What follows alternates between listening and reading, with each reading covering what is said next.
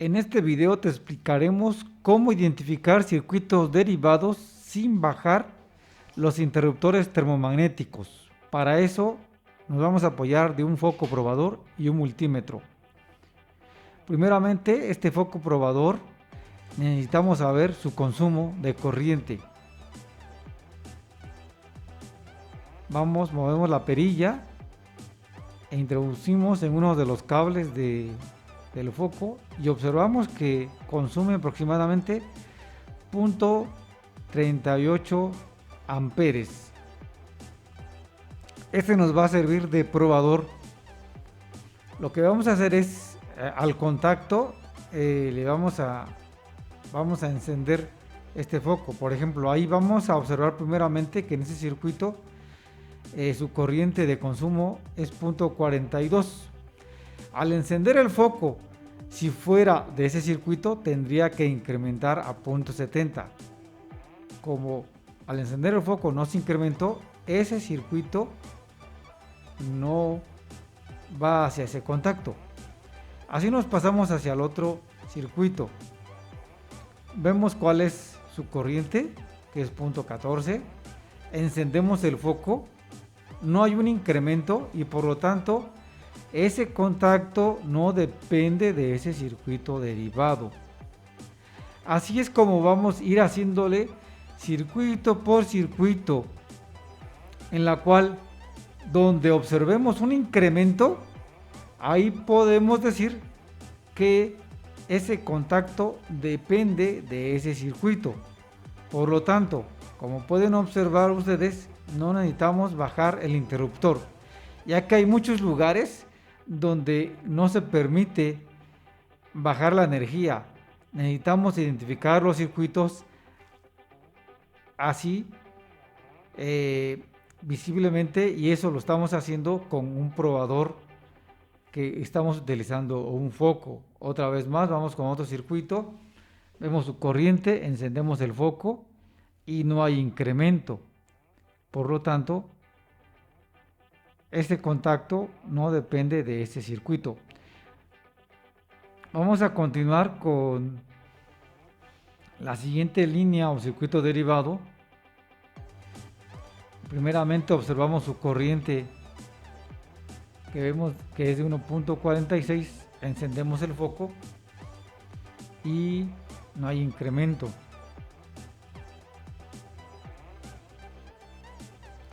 Vamos circuito por circuito hasta identificar el contacto, a qué línea pertenece. Una vez que ya lo sabemos, lo anotamos, si es de la cocina, la recámara, la sala, y así es como identificamos los circuitos derivados.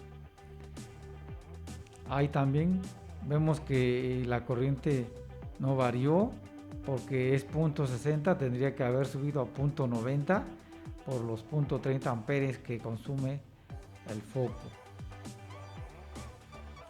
Vamos al último circuito, que por lógica ese debería de ser. Observemos, la corriente es 0.02, encendemos el foco y llega a 0.33.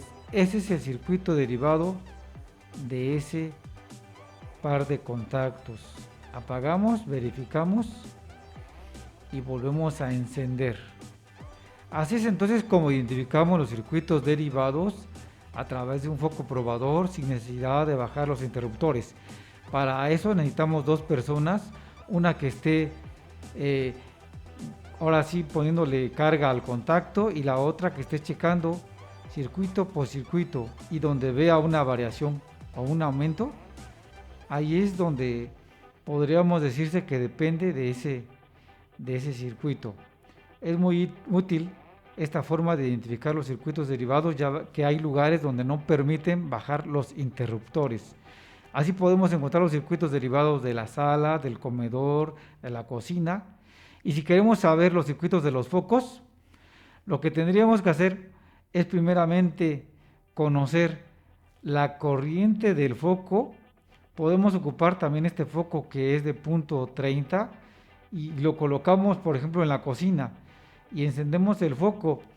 Y si vemos que hay un incremento de circuito, ahí podemos decir, bueno, la cocina depende del circuito número, por decirlo así, 4. Entonces también podemos identificar los focos a qué circuito derivado pertenecen, así como también identificamos los circuitos derivados de la sala, cocina, recámaras en sus contactos.